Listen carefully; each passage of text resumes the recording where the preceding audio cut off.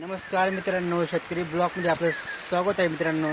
तर पाऊस आहे, तुम्ही काल संध्याकाळी पण पाऊस सुरू झालेला होता आणि आज पण सुरू झाला मित्रांनो. तेही फक्त जोरात नाही मित्रांनो. पावसाचं वातावरण खूप मोठ्या प्रमाणात आहे, पण पाऊस आहे ना एकदम रिमझिम चालू आहे मित्रांनो.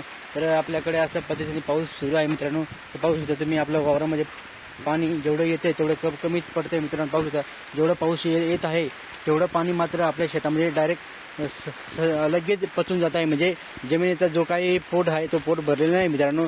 जसं की आपल्याला ताण लागली तर आपण तांब्याभर पाणी पिण्यासाठी खूप तरसतो. तर आपण एक ग्लास तांब्याभर पाणी पितो तेव्हा अर्धा ग्लास किंवा अर्धा तांबे पाणी पितो आणि तेव्हा आणखी थोड्या वेळाने आणखी आपण पूर्ण तांब्या पाणी पिल्यानंतर तेव्हा आपल्याला वाटतं की आपण 5 तास थोडंसं पोट भरून पाणी पिलं. तसंच या जमिनीचं पण तसंच आहे मित्रांनो.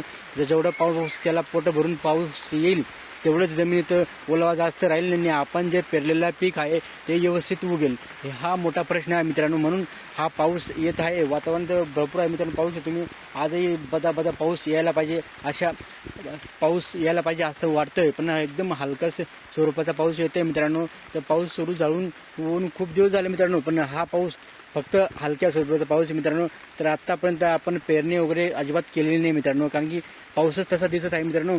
तर पेरणी कशा पद्धतीने करायचं, तर आपल्याला नका असते 100% पाऊस तर नाही मित्रांनो, तर आपल्याला 25% सुद्धा पाऊस नाही. अशा अवस्थेमध्ये तर शेतकरी करणार तर काय करणार. म्हणून 25 ते 50% जरी ओलावा असला जमिनीमध्ये तर आपण आपलं पीक व्यवस्थित पेरू शकतो, जेणेकरून आपलंही नुकसान होणार नाही आणि पाऊस येत जात राहील. त्याच्या भरोशावर आपण असतो, निसर्गाच्या राजाचा भरोशावर असतो.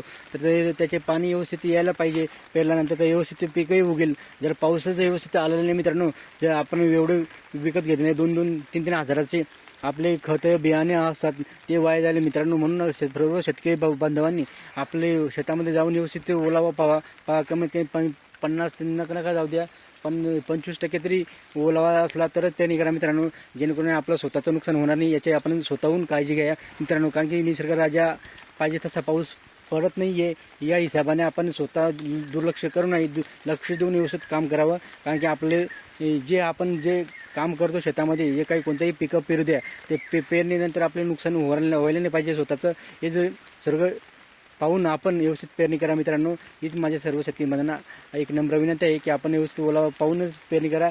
आम्ही पण तसंच करतो मित्रांनो, तुम्ही पण करा. व्हिडिओ आवडला तर लाईक शेअर नक्की करा. आमच्या चॅनलला सबस्क्राईब करा मित्रांनो. जय जवान जय किसान.